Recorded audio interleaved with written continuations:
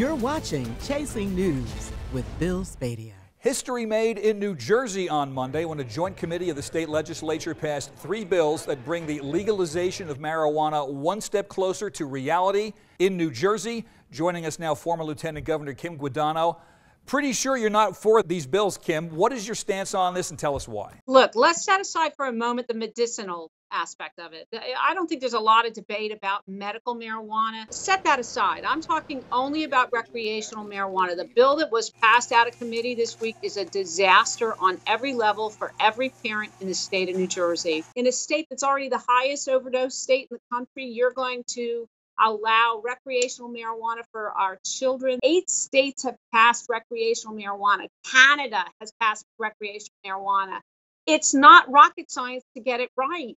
And there's no rush. Let's get it right. Let's not have all these holes in it. And one last thing that I think everyone forgets, and that is no matter what we do here in New Jersey, it's still a federal crime. Kim, this morning on Bill Spadea's radio show, you brought up the prospect of legalized prostitution. Could you just sort of put that in perspective with the entire marijuana argument? Right. It's pretty simple. If the reason why we're passing this recreational marijuana bill is to close a budget gap, and clearly there is a budget gap, otherwise we wouldn't have a tax amnesty in New Jersey right now. Let's go someplace else. Let's go someplace else that's not going to hurt our children. Let's look at prostitution. If we legalize prostitution, it's between 2 consenting adults.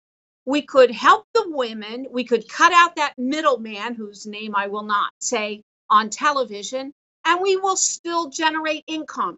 And we won't lose an entire generation of our children. Kim, we want to keep you right there. We're going to bring in the A-plus panel. You know them well. Democratic strategist Bill Caruso and Republican strategist Jeanette Hoffman. What a topic to start the day with, guys. What's your opinion? I know you've got one on this, too. Yeah, I mean, first of all, not for legalized prostitution. I'm sorry I depart company with you, former Lieutenant Governor. But I'm happy to hear the former Lieutenant Governor is such a big fan of medicinal marijuana. We wouldn't have known that from the 8 years that they served in the last administration. But let's talk about kids. I have 3 kids. My oldest is 13 years old. It's easier for him to get pot than it is for him to get alcohol right now. The reason is pot's not behind a storefront. It's on every street corner of every neighborhood, anywhere you can go. Let's take it away from the dealers. Let's put it behind a storefront. Let's require proper identification and carding, and let's keep this out of the hands of kids. But I'm going to have to push back on Bill here, because if you legalize this and tax it, it's still going to be too expensive, so there's going to be a black market. You're never going to get rid of that black market, and in fact, you're going to embolden them by making marijuana legal. So it's going to be more difficult for law enforcement to crack down on the black market. So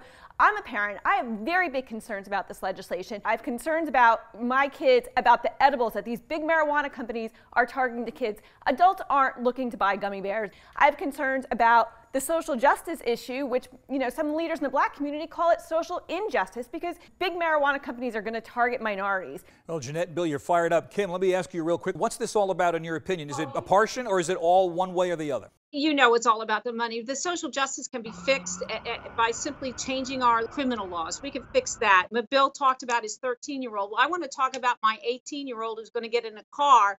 If he's high and he's driving in that car, first of all, he's a dead man when he gets home. But second of all, there's no way to test for that. The only way to test for someone driving while he's high is to do a blood test right now. So how is that going to work? We are getting prosecutions on DUIs related to non-alcohol related driving under the influence right now as we speak. And it is not just the blood test. And the former prosecutor, I think the Lieutenant Governor knows this. We use drug recognition experts, law enforcement trained to identify people that are impaired behind the wheel, whether it's opioids, NyQuil, marijuana, whatever it may be. It could be sleep deprivation. The blood test confirms it.